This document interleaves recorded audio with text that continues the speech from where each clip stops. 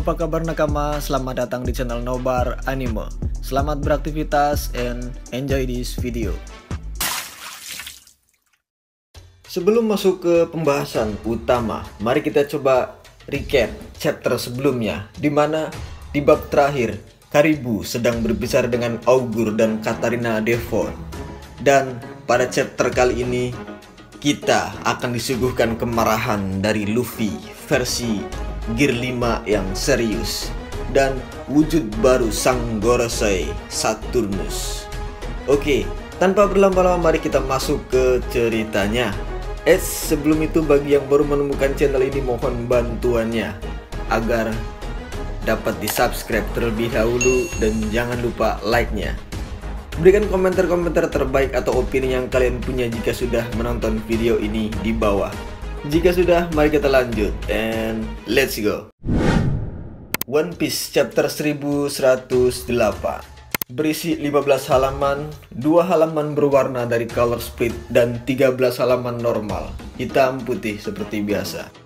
Chapter kali ini diberikan judul Dunia Tolong Tanggapi, dengan disertai poster weekly gem dan color split.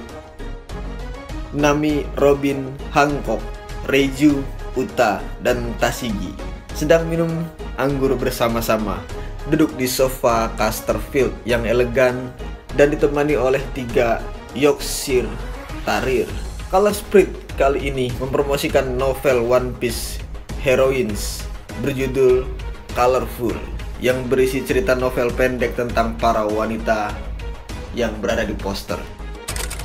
Chapter dimulai, ditunjukkan Karibu yang sedang berbicara kepada Katarina Devon dan Augur. Karibu bilang dia punya informasi berharga. Jika mereka membawanya ke Teach, dia akan menceritakan semuanya. Dan informasi tersebut adalah informasi tentang senjata kuno yang memiliki nama para dewa. Pertama adalah kekuatan aneh Putri Shirahoshi dan Pulau Manusia Ikan yang dikenal sebagai Poseidon. Kemudian Pluton yang berada di dasar Wano. Dan Karibu pun mengatakan di dunia ini orang-orang yang mengetahui keberadaan kedua hal tersebut hanyalah Rutopi Jerami dan aku. Dan kita belum tahu apakah Karibu akan dibawa oleh Augur dan Devon atau tidak, dan belum ditunjukkan pada chapter kali ini.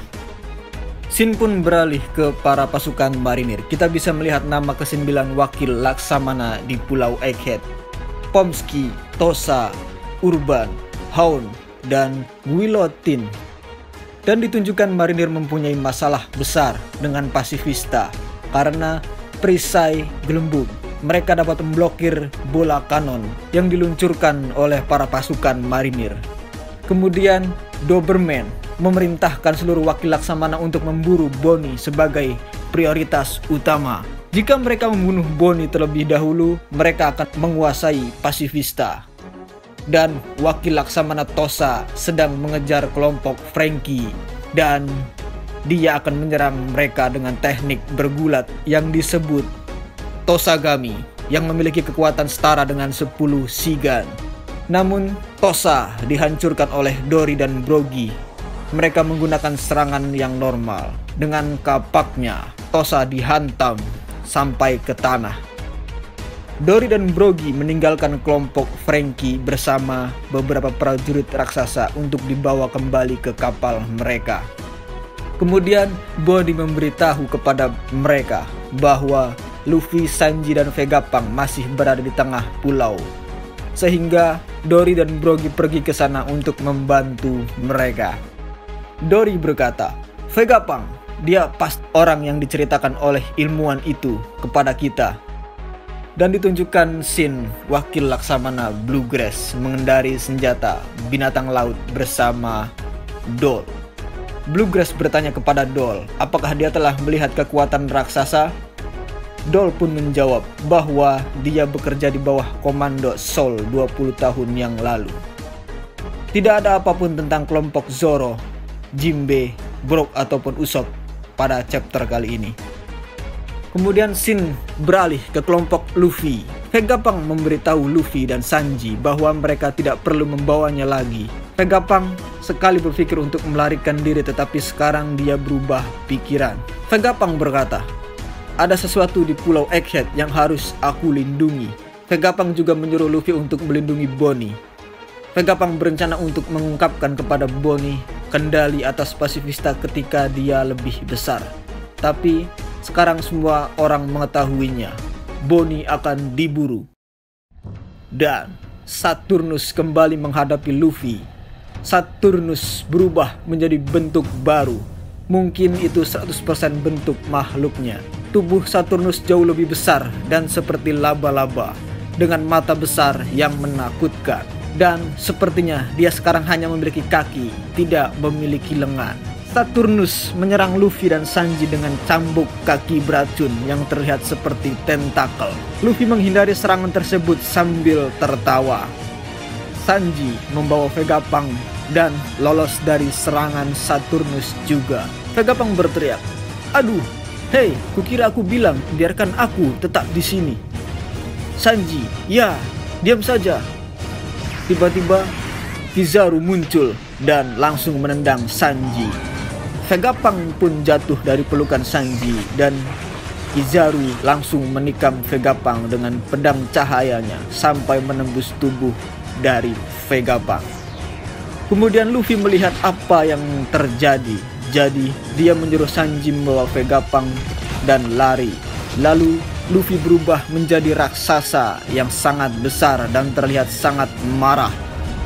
Di halaman ganda terakhir yang epik, Luffy meraih kepala Saturnus dengan tangan kirinya dan seluruh tubuh Kizaru dengan tangan kanannya secara bersamaan.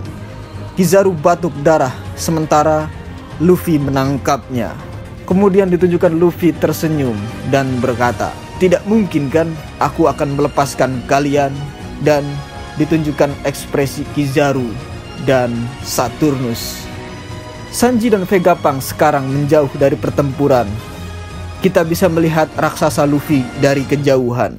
Sanji melihat Vegapunk tersenyum dan terkejut meskipun dia terluka. Sanji berkata, "Apa-apaan ini? Hei Vegapunk, apa kamu mati?" Dengan senyuman itu. Dan scene pun langsung berpindah ke lab Punk Record. Wajah dari Vegapunk tiba-tiba muncul di layar dan mulai berbicara. Vegapunk berkata, "Halo, halo. Tes, dunia, tolong tanggapi. Saya, Dr. Vegapunk, ilmuwan jenius. Pesan yang akan saya sampaikan mungkin akan mengejutkan kalian, tapi inilah kebenaran dunia ini." Dan chapter pun berakhir. Informasi yang terakhir, tidak ada libur untuk minggu depan. Oke, sekian episode kali ini. Mohon dukungannya untuk dapat di-subscribe, like, dan komennya agar channel ini dapat berkembang dan dapat menyediakan konten-konten selanjutnya untuk kalian.